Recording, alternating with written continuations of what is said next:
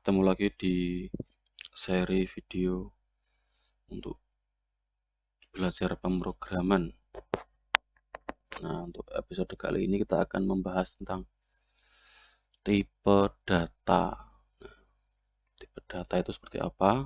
Nah, kita akan cek dulu di beberapa slide ini agar nanti saat mengimplementasikan dalam kode program bisa lebih tepat. Baik, kita akan membahas tentang tipe data. Nah, program itu pada dasarnya adalah hanya sebuah alat ya, alat yang sifatnya apa? Soft berarti lembut, itu bukan benda keras. Nah, program itu sebenarnya fungsinya tuh seperti mesin yang dia mengolah sesuatu menjadi sesuatu yang lain.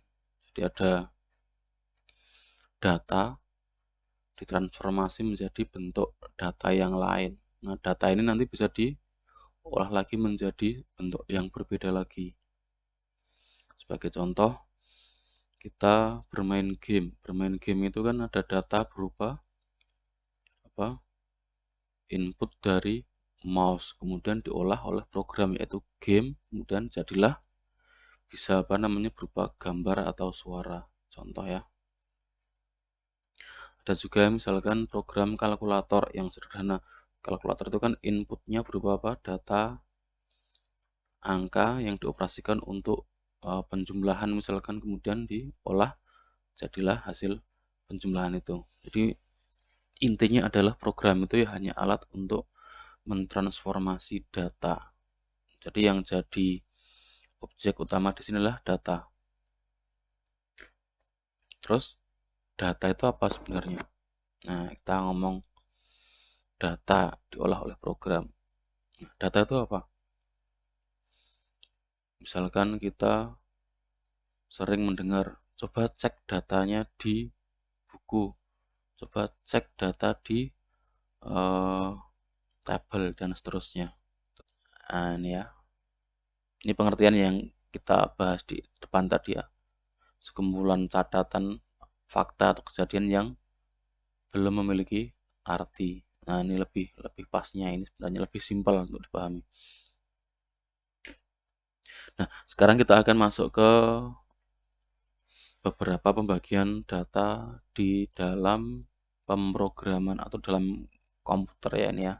Data itu kalau secara garis besar dibagi menjadi data numerik, data karakter, dan data logika. Ini data yang sifatnya apa? Masih primitif ya. Terus gambar ada di mana? Gambar itu sudah data yang sifatnya apa namanya? Sudah bentukan yang lebih kompleks lagi. Ini data yang primitif, artinya data yang memang benar-benar apa namanya basic sekali dalam komputer. Jadi hanya ada numerik, karakter, sama logik. Ya, logik pun ini bisa juga nanti di apa singkat diwakili oleh tipe data numerik ya. Logika itu hanya ada true false. True false mungkin bisa disimbolkan dengan 0 atau 1 bisa. Nah, karakter juga sama sebenarnya. Karakter kalau mau digali lebih ke dasar lagi, dia sebenarnya juga akhirnya jadinya numerik juga. Ya, intinya data di komputer itu ya aslinya semuanya kan numerik. Ya, kita tahu kan komputer itu kan alat digital. Digital itu kan artinya kan angka ya. Berarti isinya ya datanya angka semua. Cuman kita nggak akan membicarakan di level basic itu ya. Kita ngomongnya agak sedikit abstrak di atas, yaitu kita bagi saja 3. Secara garis besar ini menyesuaikan dengan bahasa pemrograman yang kita gunakan ya, ada numerik, karakter, dan logik. Nah, untuk numerik angka ya, ini ada data yang bertipe apa? Integer. Apa itu integer? Ini bilangan bulat.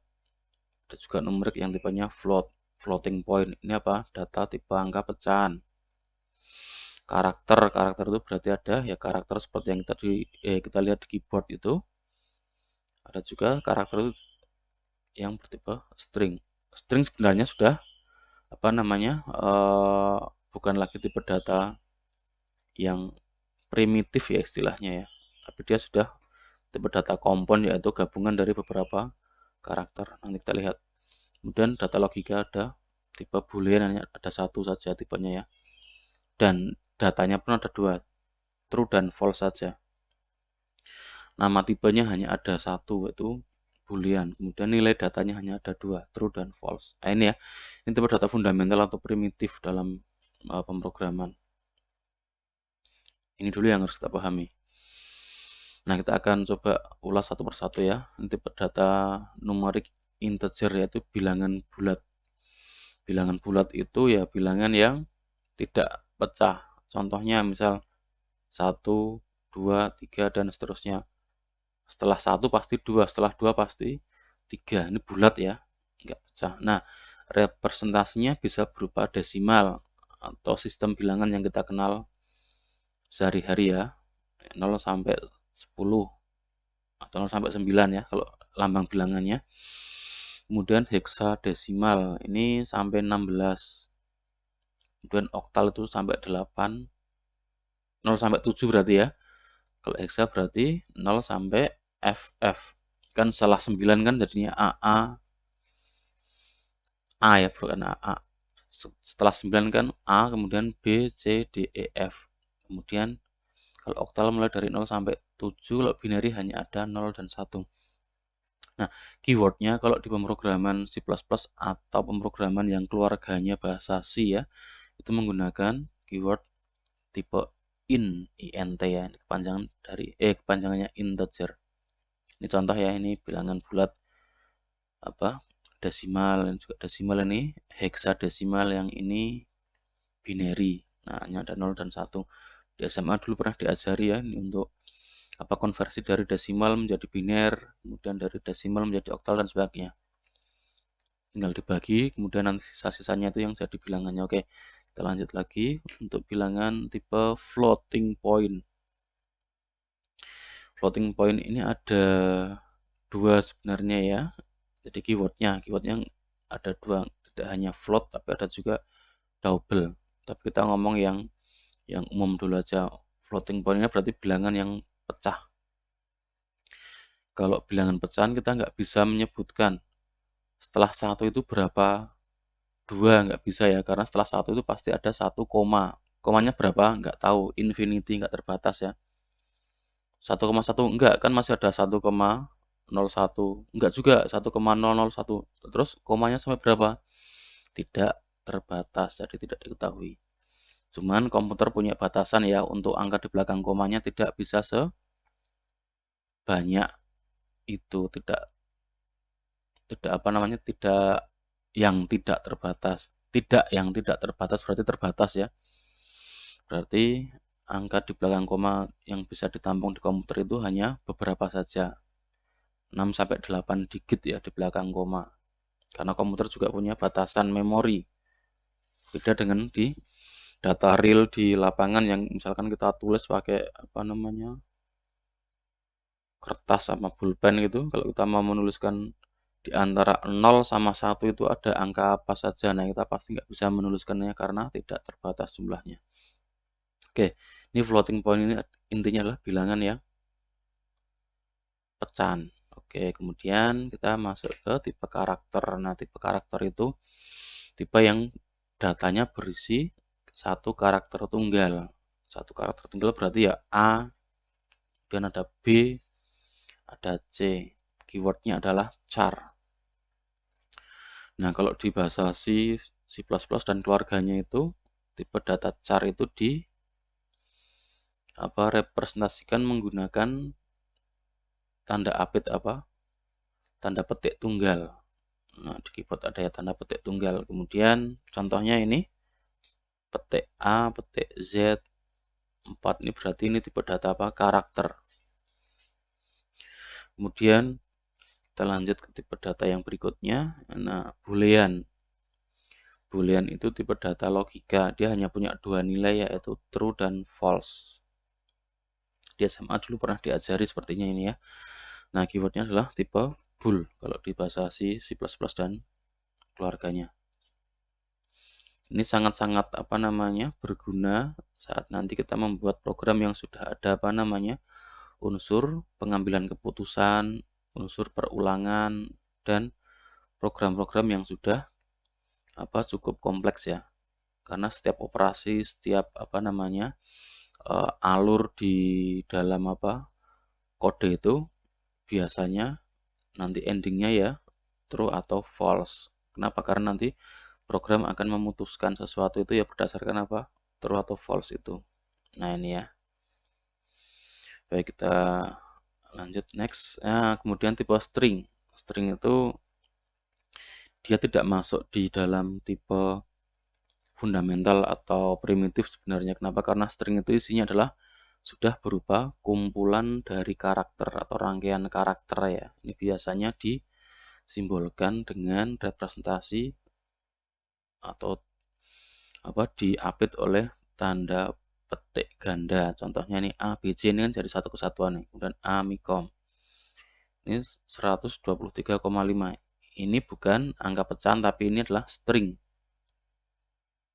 Kalau string berarti dia nggak bisa dikenai operasi penjumlahan, pengurangan, atau operasi aritmatika ya, nggak bisa karena dia hanya tulisan biasa yang hanya sekedar ditampilkan saja. Nah ini tipe string ya.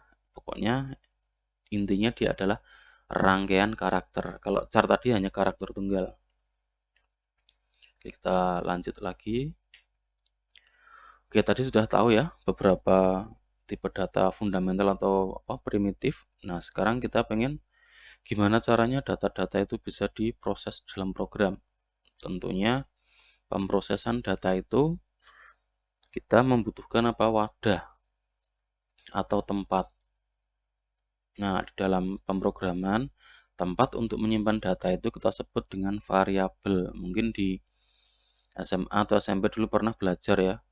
Persamaan linear, ada 2x kuadrat.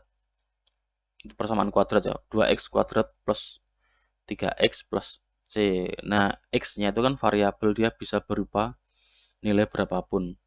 Jadi variabel itu kan dia berisi nilai berapapun. Namanya juga variabel dari kata vary dan able. Bisa bervariasi, bisa berupa apapun. Tapi di sini fungsinya adalah untuk wadah menyimpan data ya. Ini pengertiannya lagi, kalau ini saya ngutipnya dari Wikipedia terus ya, karena ini referensi yang paling gampang di akses ya. Storage location. Nah, ini lokasi penyimpanan yang diasosiasikan dengan sebuah simbol atau nama atau identifier. Jadi variabel itu kan wadah, tapi dia harus kita kasih nama biar nanti gampang nyebutkannya. Yang berisi beberapa kuantitas yang diketahui maupun tidak diketahui atau informasi. Intinya ini adalah tempat menyimpan data, udah itu aja. Ini malah ruwet ya kalau lihat pengertian ini ya. Tapi dikasih ini biar kelihatan agak sedikit keren aja ini. Tapi intinya variabel itu tempat nyimpan data, udah titik. Nah ini ya pengertian simpelnya, a place to store data. Ini malah lebih gampang dipahami, nggak berbelit-belit, to the point ya. Oke. Nah, variabel seperti disebutkan tadi di depan ya, dia harus ada namanya biar biar gampang nyebutkannya. Ada variabel namanya x, ada y, macam-macam ya kalau di pelajaran waktu SMA dulu. Kemudian variabel juga harus punya tipe. Kenapa? Karena ya tadi variabel buat nyimpen data, sedangkan data punya tipe data. Variabel buat nyimpen data, data punya tipe. Nah, analoginya gini, kalau variabel itu wadah ya atau kurungan lah, katakanlah kurungan. Kalau kurungan berarti kan tempat untuk nyimpan hewan ya. Berarti kurungan itu harus disesuaikan juga dengan hewannya. Kalau atau kandang ya. Kalau kandangnya itu dipakai buat nyimpen atau pelihara jangkrik ya, jangan membuat kandang seperti kandangnya kebo, pasti jangkriknya akan lepas. Nah itu ya, karena kan kandang kebo terlalu besar celahnya. Atau misalkan kalau mau pelihara kebo jangan bikin kandang jangkrik karena pasti nggak muat. Nah itu logikanya gitu. Atau mau menyimpan air atau mau mengambil air ya jangan pakai keranjang rotan, misalkan pasti akan bocor airnya. Nah, itu ya contoh saja analoginya. Jadi itu tipe itu harus disesuaikan dengan data apa yang mau disimpan. Sama kayak kurungan tadi ya, disesuaikan dengan hewan apa yang mau dipelihara. Nah, itu. Baik, kita akan lihat seperti apa sih aturan penamaan variabel.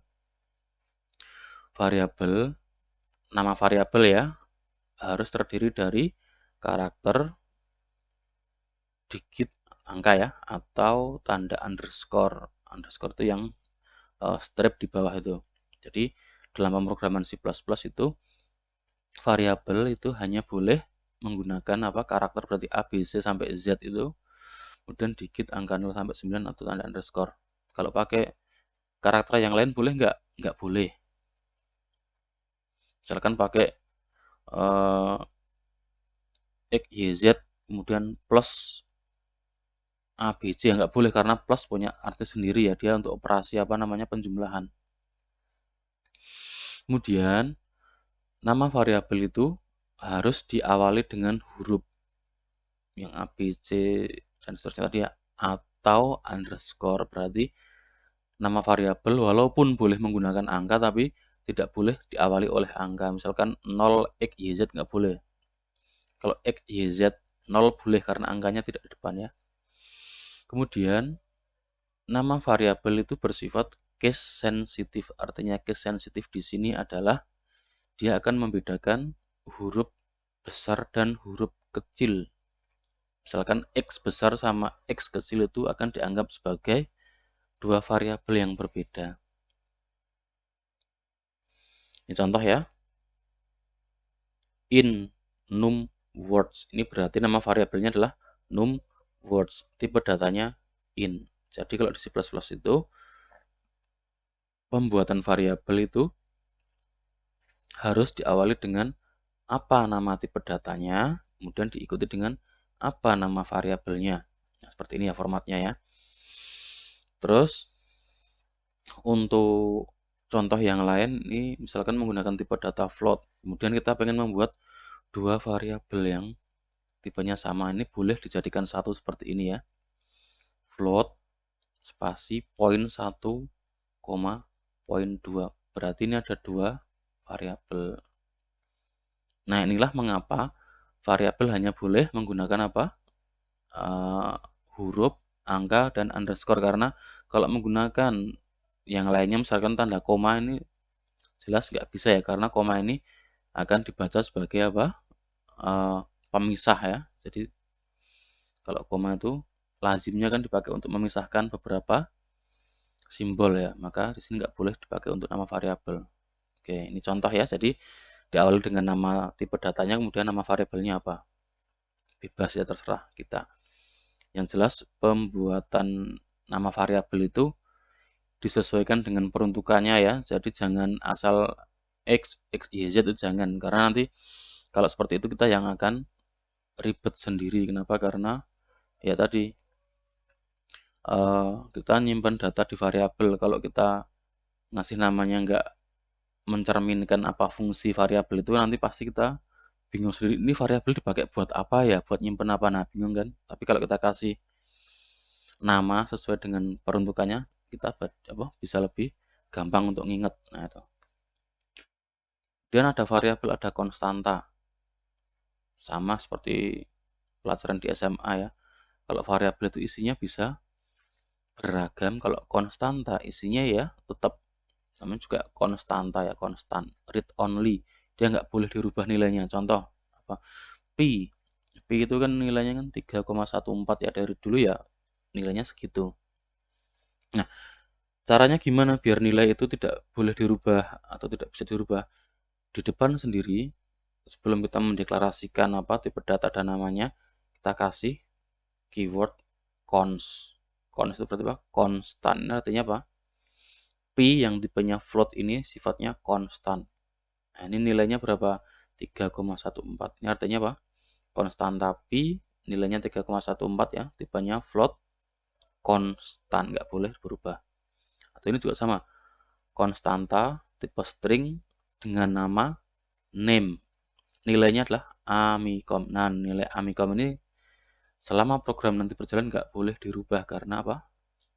Ada keywordnya const. Nanti kita akan lihat di apa contoh program ya, mungkin di video yang lain karena yang video ini khusus bahas teori tentang tipe data biar tidak kepanjangan.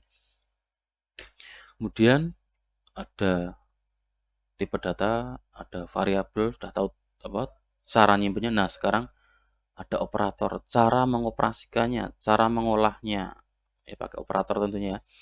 Ada operator apa? Assignment di sini. Assignment itu operator pengisian nilai atau penugasan ya kalau apa arti secara harfiahnya. Tapi di sini intinya adalah assignment itu pengisian nilai ke variabel.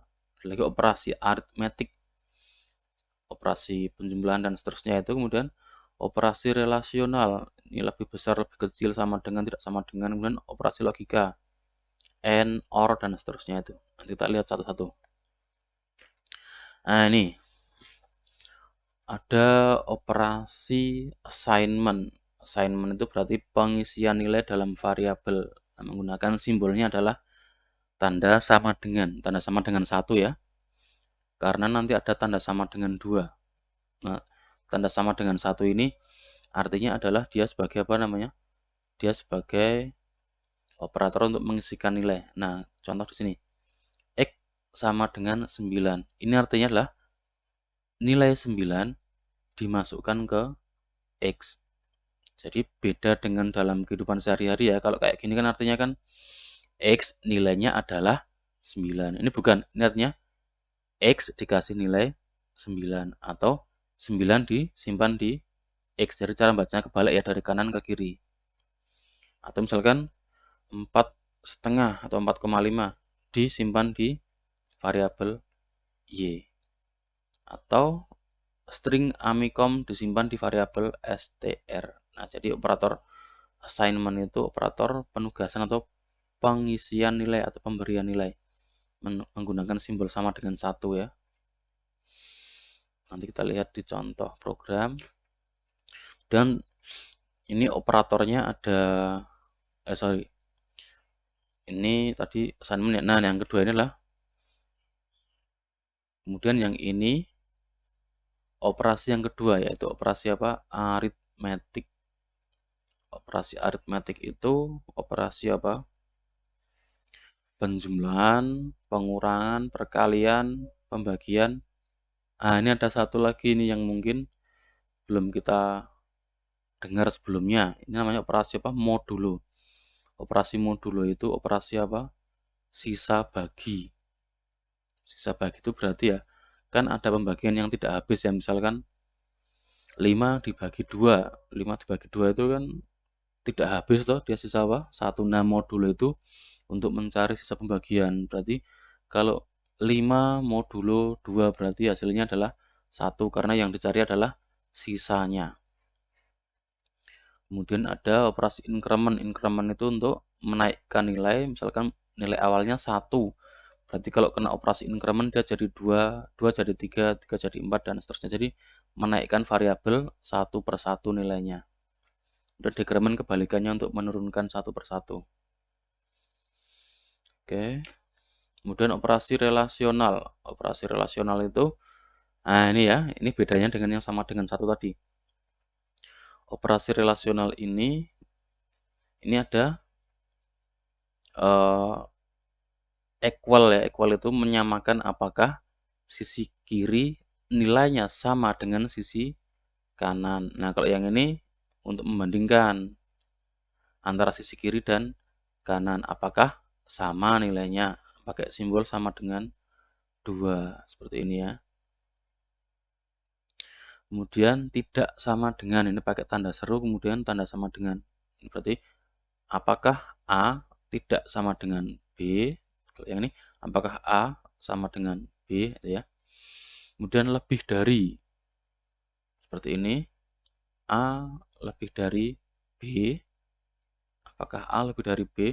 Kurang dari juga sama ya. Kemudian lebih dari sama dengan, ini salah, ini simbolnya kebalik ya. Harusnya gini, ini kebalik. nanti. Nah, ini ya, yang benar yang ini. Apakah nilai A lebih dari atau sama dengan B? Ini juga sama ya. Apakah A kurang dari atau sama dengan B?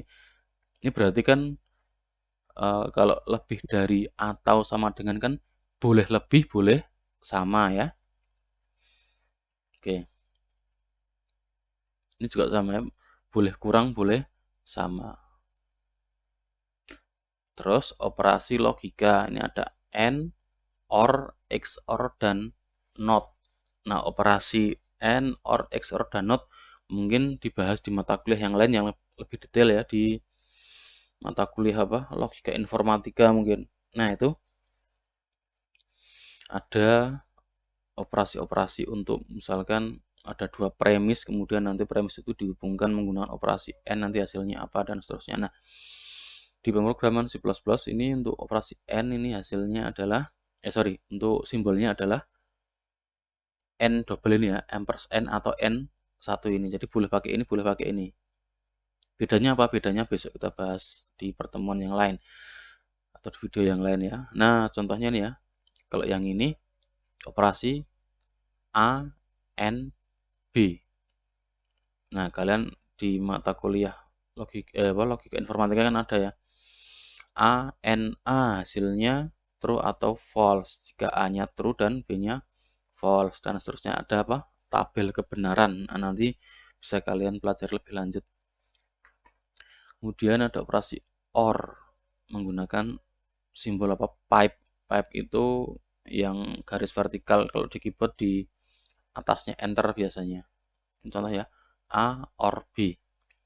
XOR, exclusive OR. Exclusive OR itu seperti OR tapi ada satu operasi yang berbeda. Nah, seperti apa?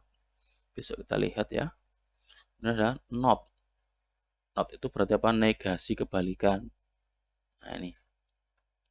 Nah, hasil dari operasi logika ini pasti berupa tipe data apa? Boolean. Tadi masih ingat ya, boolean apa? True bisa false. Hasil dari operasinya adalah hanya ada true dan false. Nah, kemudian kita ke slide berikutnya. Ini hierarki operator ya. Hierarki operator itu ini urutan apa namanya? Prioritas. Kalau di SMA dulu kan pernah diajari ya. Perkalian dengan penjumlahan kuat yang mana? Oh, kuat perkalian. Kalau pembagian dengan penjumlahan kuat mana? Oh, kuat pembagian. Nah, ini kita bisa lihat juga.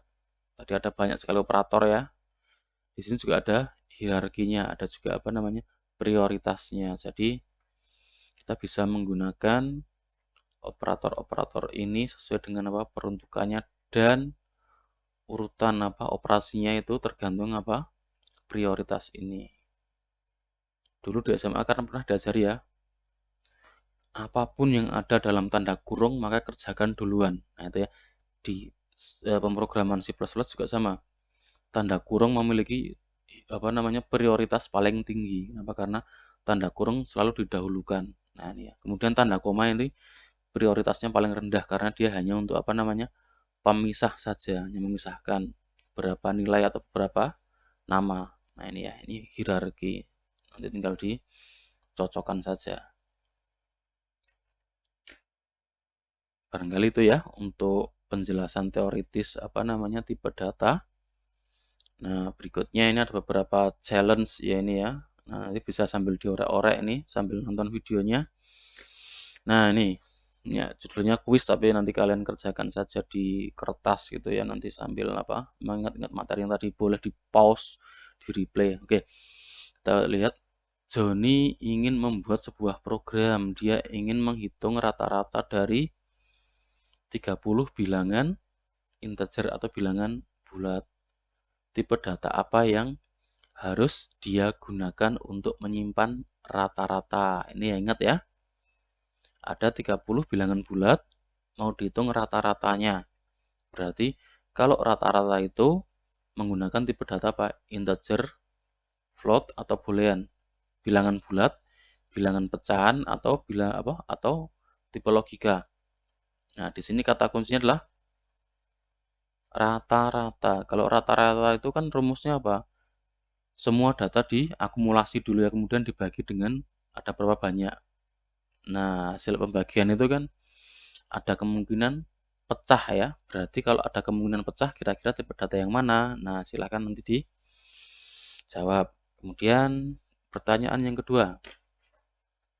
Selamat menulis sebuah program sederhana untuk mengkonversi angka dari desimal ke binary. Kira-kira operator apa yang digunakan? Pilih dua ya, modulo, division untuk pembagian ya, dan multiplication untuk perkalian. Ingat ya tadi modulo untuk sisa bagi, ini hasil bagi, kalau ini perkalian. Coba diingat-ingat pelajaran SMA dulu.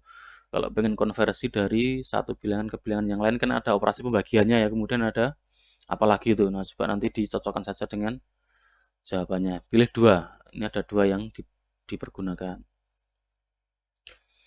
Yang ketiga, tipe data apa yang dihasilkan dari operasi relasional? Tadi yang slide agak terakhir tadi ada itu ya.